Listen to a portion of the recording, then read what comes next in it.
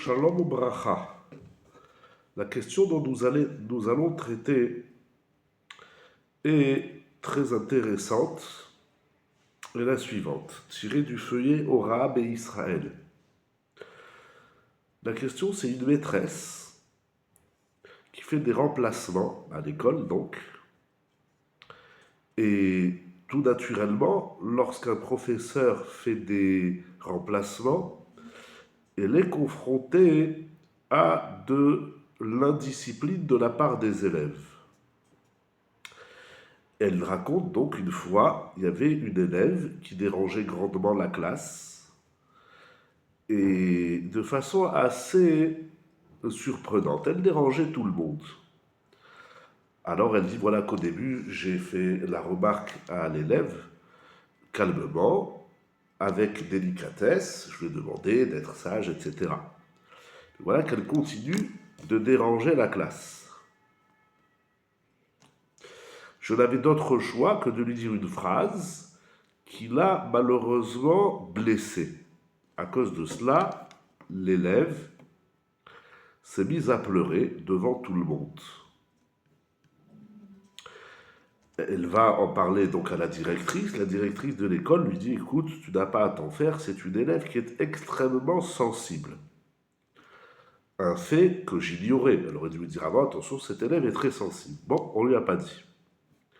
Elle dit maintenant, elle se pose la question est-ce qu'elle avait le droit? Parfois, il faut être quelque peu violent envers l'enfant qui est indiscipliné. Est-ce que j'ai transgressé l'interdiction d'offenser? On a hâte des variables. On n'a pas le droit d'offenser une personne et dire des phrases blessantes. Et également, est-ce que j'ai transgressé l'interdiction de lui faire honte en public? Puisque voilà que, à cause de ce que je lui ai dit, elle s'est mise à pleurer, elle a eu honte devant toutes ses copines. Est-ce que je dois demander pardon à l'enfant? Surtout que c'est une enfant extrêmement sensible. En même temps, elle pose la maîtresse remplaçante dans sa question, dit j'ai entendu dire que vis-à-vis des enfants, on n'est pas concerné par l'interdiction de l'offense. Que si on parle mal à un enfant, il est blessé, c'est pas grave. De même, on n'est pas concerné par l'interdiction de ne pas faire honte en public. Et donc peut-être que j'ai pas besoin de lui demander pardon. Voici la réponse. L'interdiction d'offenser par la parole onad varim, et de même l'interdiction de faire honte à son prochain en public, concerne également les enfants qui n'ont pas encore atteint l'âge de l'éducation. Donc on doit faire attention comment on parle même à un enfant, 5 ans, 8 ans, 10 ans, et on n'a pas le droit de faire honte à un enfant.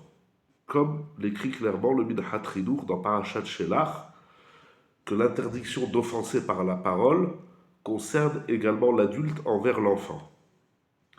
Et pour ce qui est de l'interdiction de faire honte à un enfant, il écrit clairement dans le Rambam Ilchot Deot, 6e chapitre, halakha 8, celui qui fait honte à un enfant, il transgresse un commandement de la Torah, l'otissa alav het. Par conséquent, celui qui a blessé un enfant ou qui lui a fait honte, il se doit de lui demander pardon.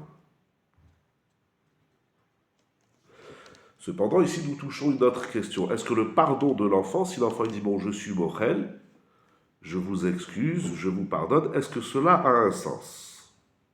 Il est rapporté dans le livre Ashrei Aish, au nom de Rav Eliashiv, que l'enfant ne comprend pas l'enjeu de donner le pardon. Et il dit que un enfant qui est mochel, qui pardonne, ça n'a pas de sens.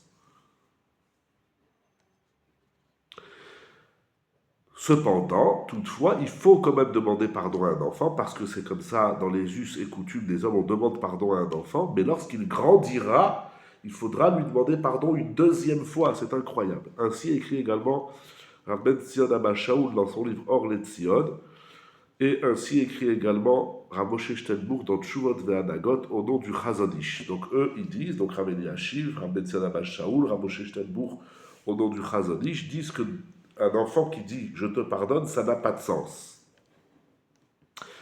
Par contre, Rav Nissim Karelitz, dans son livre Chut Shani, dit que la mechila d'un enfant, un enfant qui pardonne, ça a au moins le sens d'enlever la l'akpeda. Ça veut dire que maintenant l'enfant, il ne sera plus, il n'aura plus de rancœur et il va plus tenir en rigueur l'adulte. Comme ça également écrit le Pélé Yoetz.